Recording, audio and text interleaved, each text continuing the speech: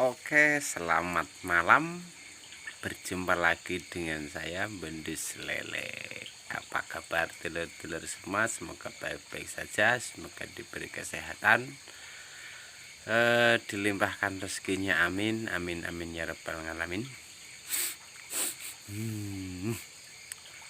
Kumis saya udah cukup tebel, belum dipotong. Jadi gini lor, untuk kali ini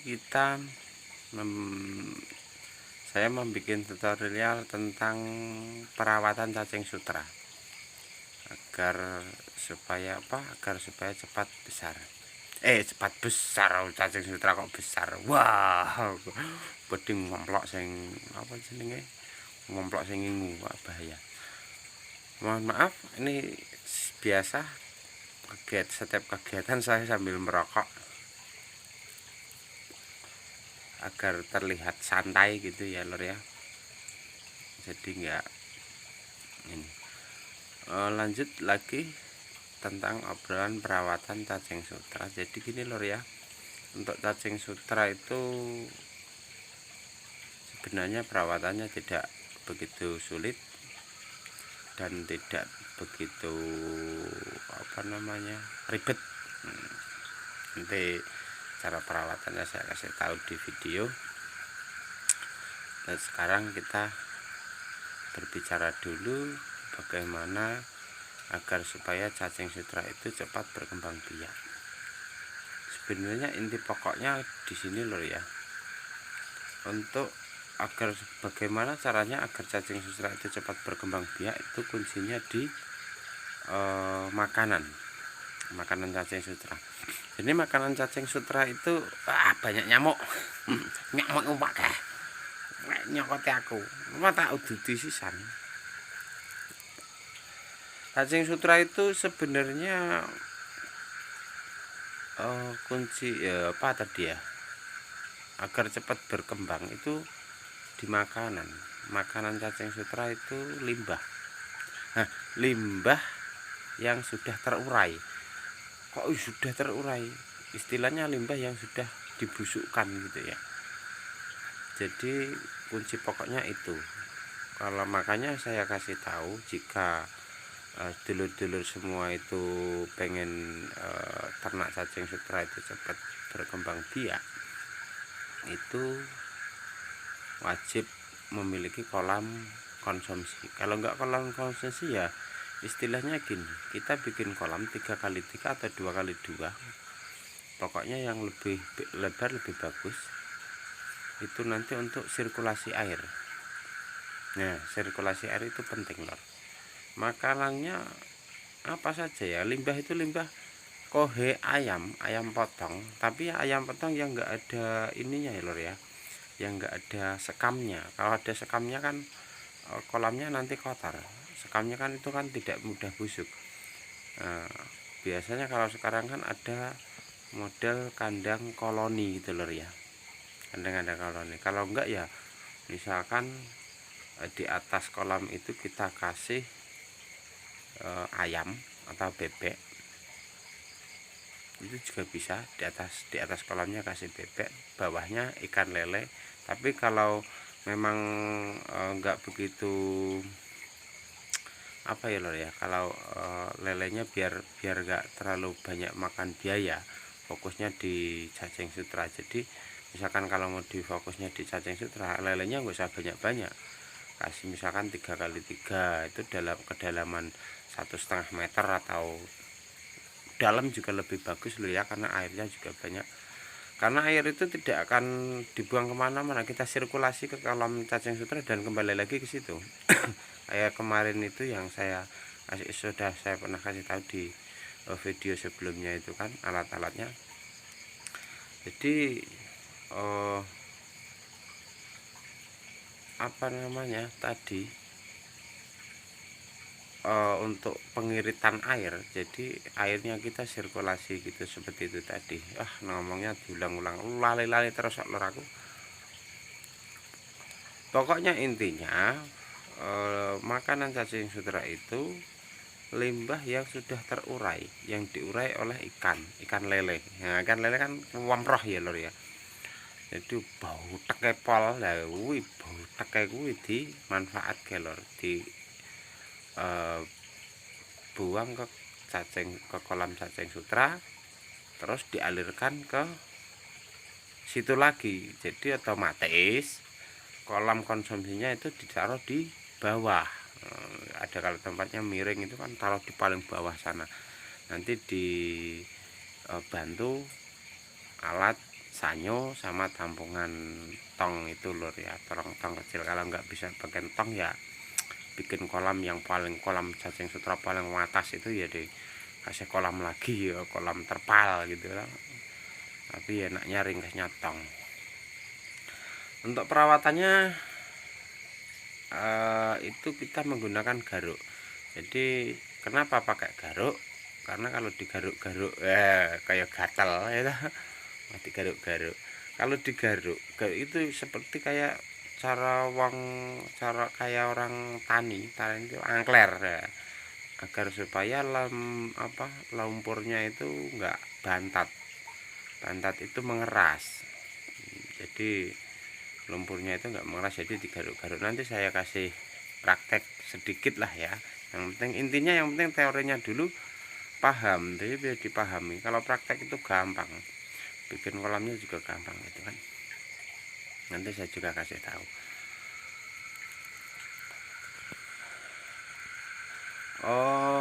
Oke, lanjut saja, kita langsung praktek ke cara perawatan ya, cara agar supaya lumpur itu tidak bantat. Jadi cara menggaruk-garuknya itu sebenarnya mudah, nanti cuman kita lihat sedikit aja. Lanjut kita teori lagi agar supaya semuanya paham. Mungkin kalau kurang paham nanti bisa di coret-coret kolom komentar. Jangan lupa ya lor ya, biasa di channelnya Bendus, subscribe, like, dan komen agar bisa menambah ilmu. Penasaran kurang paham, tanya-tanya di situ. Kayak ngantuk-ngantuk ngono aku ya, tapi tidak apa-apa, ngantuk-ngantuk tetap semangat untuk sedulur-sedulur yang pengen belajar cacing sutra. Langsung aja lur ya, kita ke lapangan. Waduh, lapangan ini ya berendut-endut ria meneh itu urusannya kan, karena tadi juga saya habis manen cacing, habis ngambil untuk makanan ikan. Oke, langsung aja kita ke lapangan, kita lihat cara menggaruk-garuk endut gitu. Ya gini lor ya, kita sambil jalan mau sambil nyari garuknya. Nah, ini saya liatin ini cacing sutranya yang kalau malam itu kelihatan di ternakan saya sendiri sampai sana ya lor ya. Maaf kan kalau saya ini kan malam. Ini saya itu nggak punya irigasi lor ya, ini air hanya berputar, jadi saya menggunakan sanyo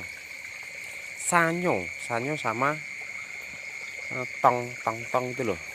Tong, maksud saya tong seperti itu loh, tong tampungan seperti itu. Jadi itu kan tong tuh saya taruh ke ini kan selang ke sini. Nah, saya liatin dulu. Itu tadi saya habis manen lor ya, tuh sama itu habis manen tapi belum saya kopiok. Kita ambil jalan-jalan sambil melihat cacing sutra saya mencari garuk. Nah, ini lor ya garuknya. Ini juga udah banyak yang kalau malam biasa lor ya naik. Nah, ini. Jadi kita praktekkan di sini aja lah. Gini lor ya, yang ini maksud saya ini kan bantat lor. Nah, dia mengalirnya di situ. Ini kan agak bantat. Nah, situ juga bantat. Jadi gini, iya iki. Nyekel kamera iki. Aduh, sosot. Nah, gini lor ya. Garuknya seperti ini. Nah, saya kasih paku seperti ini kayu lor. Kayu. Nah, kalau mau dikasih apa namanya? tangke garan duran-duran. Nah gini ini duran enggak apa-apa. Nah seperti ini lor ya, contohnya nih gini, digaruk-garuk seperti gini agar supaya apa, agar lumpurnya tidak mengeras. Nah jadi seperti ini tuh berapa hari sekali ya, kalau misalkan kita menggunakan sehari sekali juga bagus, 2 hari sekali enggak masalah, seminggu sekali juga enggak masalah. Yang penting ketika lumpurnya masih bagus, masih kelihatan tidak mengering, nah itu kita enggak usah dirawat juga enggak masalah. Nah gitu ya lor ya, contohnya seperti ini, digaruk-garuk sampai merata ke semuanya, dan itu usahakan sering dilakukan, jadi agar lebih banyak apakah lebih endut-endutnya itu apa, tidak mengeras. Nah di situ juga ada banyak telur ya, banyak. Oke lor ya, begitu. Nanti saya lihat kolam untuk perputaran kolamnya ya lor ya. Kita menuju ke kolam. Yang maksud saya kolam itu tadi. Nah ini lor ya. Ini saya sudah sampai di kolam. Nah kolam saya ukuran 2x2. Cuma kedalamannya 1,5 meter ini lor ya, kedalaman ke bawah. Nah ini saya karena saya tidak menggunakan tidak di sawah, maksudnya sawah kan irigasinya banyak lor ya.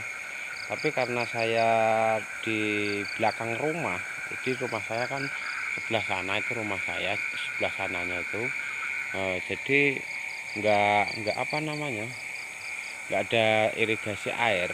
Ini cuman mengandalkan air dari sini. Kalau kolam cacing kan harus dikocor. Kalau dikocor terus kan nanti menghabiskan air banyak.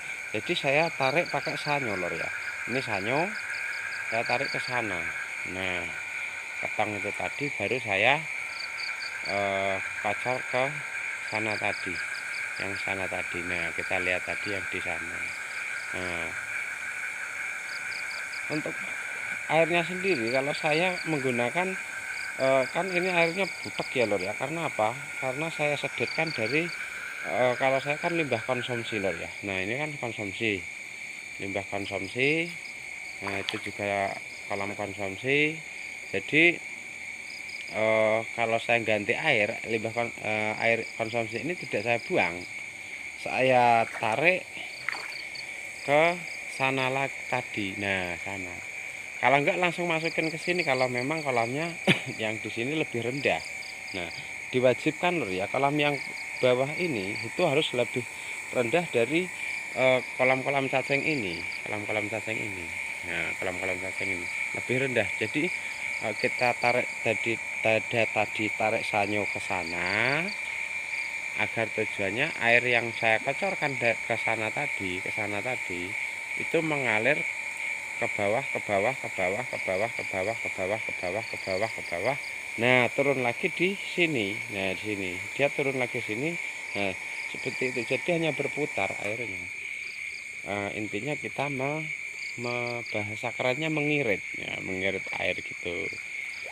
Untuk perawatannya seperti itu ya lor ya. Nanti kita lanjut ke cara mengasih makan atau apalah nanti di ceramahnya Om Bendus. Jadi ceramahnya Om Bendus.